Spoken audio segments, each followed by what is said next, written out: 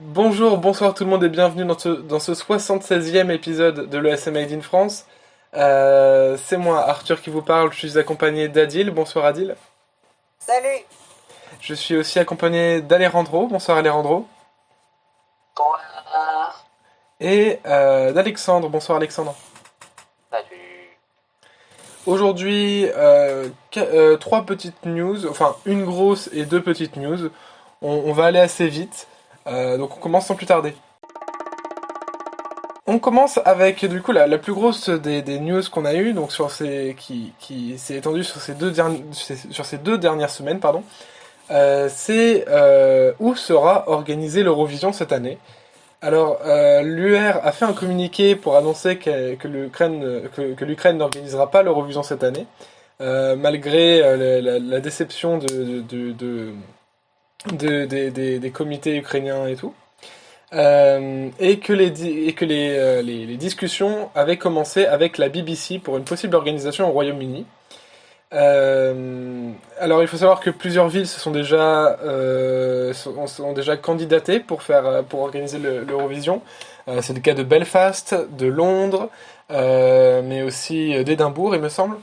Quant à eux, le Royaume-Uni voudrait l'organiser, le Royaume-Uni, pardon, l'Union européenne voudrait organiser le concours à Bruxelles. Adil, que penses-tu de cet amas de news finalement?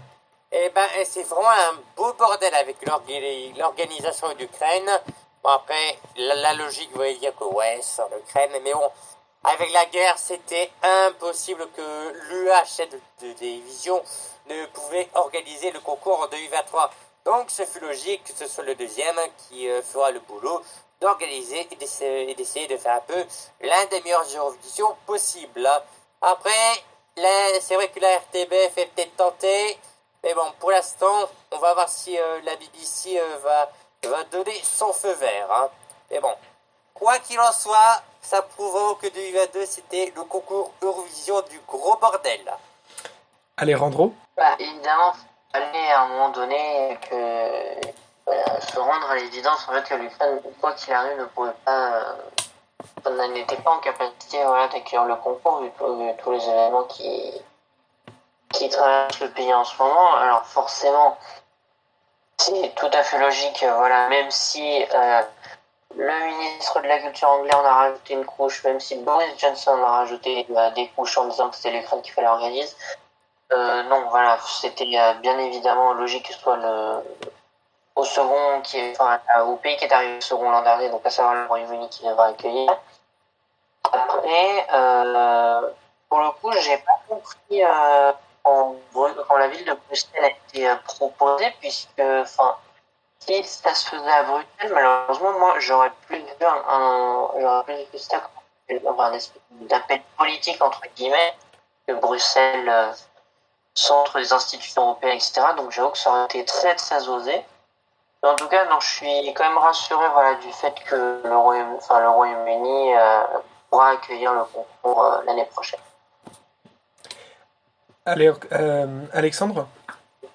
Je sais pas, en fait, ça va sûrement être la BBC qui obtiendra les droits de manière générale. C'est souvent comme ça que ça fonctionne. Quand le premier peut pas.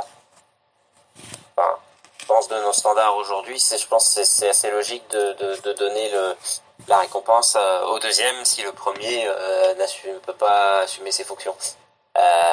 Et du coup, c'est pour ça que ça arrivera. Pour ce qui est du truc de l'Union Européenne, je trouve ça très bizarre. C'est pas l'Union Européenne de proposer des choses, c'est même pas un État, c'est une union politique et économique.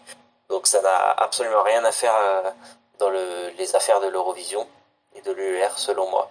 Mais je ne serais pas non plus totalement contre l'idée d'un concours organisé, disons, dans un endroit qui représente l'Europe. Et pour moi, dans ce cas-là, ce serait non pas la Belgique, mais la Suisse qui permettrait d'assumer ce rôle-là. Vu que la Suisse, c'est là où se trouve l'UER. Et c'est d'ailleurs là que le concours a été organisé la première fois, je crois. Et c'est aussi un symbole de neutralité. Et effectivement aussi. Et c'est aussi là, bon, ça on s'en fiche, mais c'est aussi ce pays-là qui a gagné le concours pour la première fois. Donc ce serait plus symbolique que la Belgique, je trouve, où la Belgique ce serait vraiment trop politisé, je trouve. Moi, je suis globalement d'accord avec vous. Moi, ce qui m'inquiète, par contre, c'est que, effectivement, le concours, du coup, on sait déjà, ne sera pas organisé en Ukraine. Moi, ce qui me dérange dans cette histoire, c'est est-ce que l'Eurovision aura quand même un reflet ukrainien? Parce que pour moi, c'est logique, s'ils ont gagné, ils doivent quand même avoir...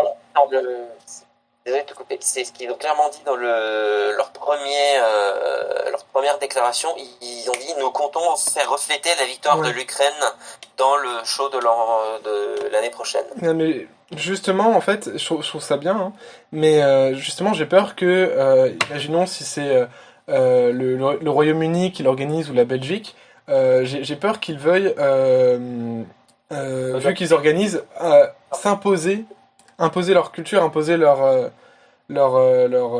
pays pour, enfin voilà quoi, au détriment de l'Ukraine. Donc, moi c'est la seule peur que j'ai perso. Je pense que dans tous les cas, l'Ukraine doit rester au centre du prochain concours.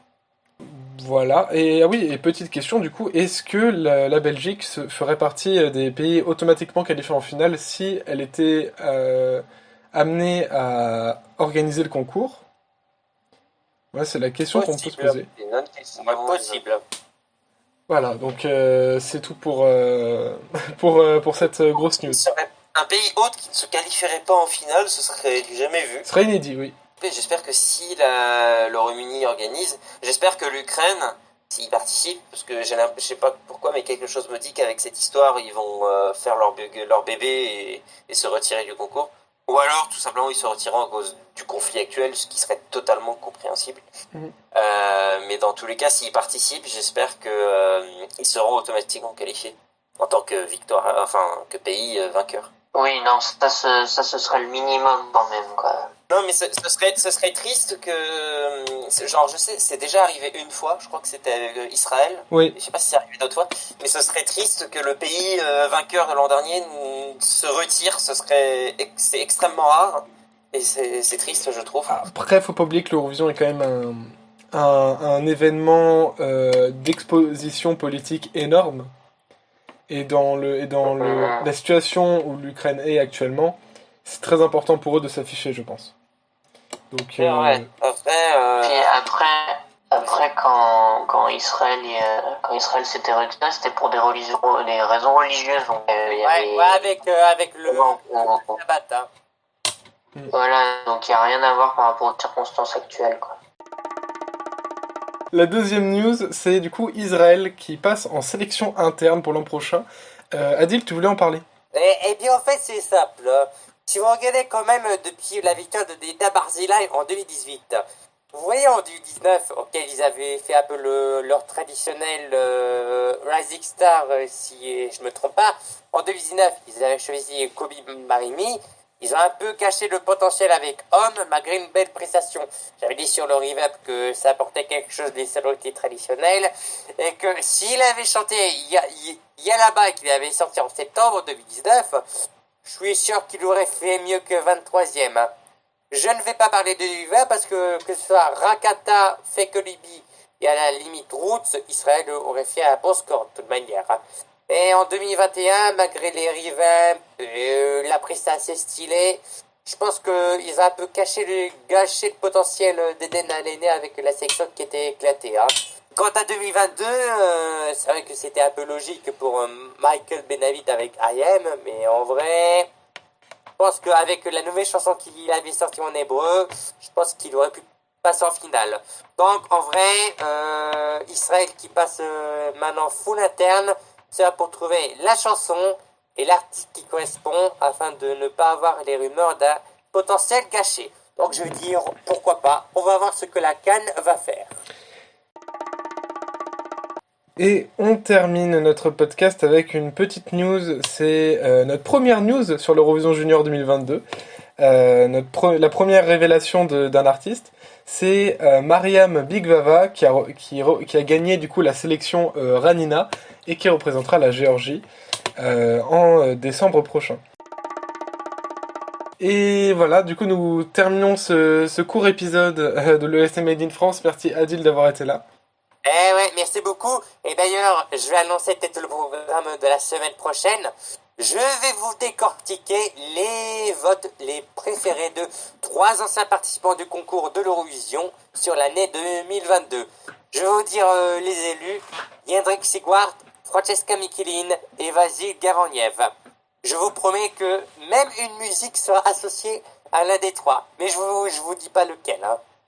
Oui, donc ne manquez pas l'épisode de la semaine prochaine, c'est un petit peu le retour des rubriques qu'on faisait il y a 1 an et 2 ouais, ans. en 2020. Hein. 2020, oui. Alejandro, merci d'avoir été là. Merci à vous. Et merci Alexandre. De rien. On se retrouve du coup la semaine prochaine pour un nouvel épisode. Merci à tous de nous avoir écoutés. N'hésitez pas à vous abonner à la chaîne. Et à bientôt. Bye bye. Allez, à ciao, bonsoir. Salut.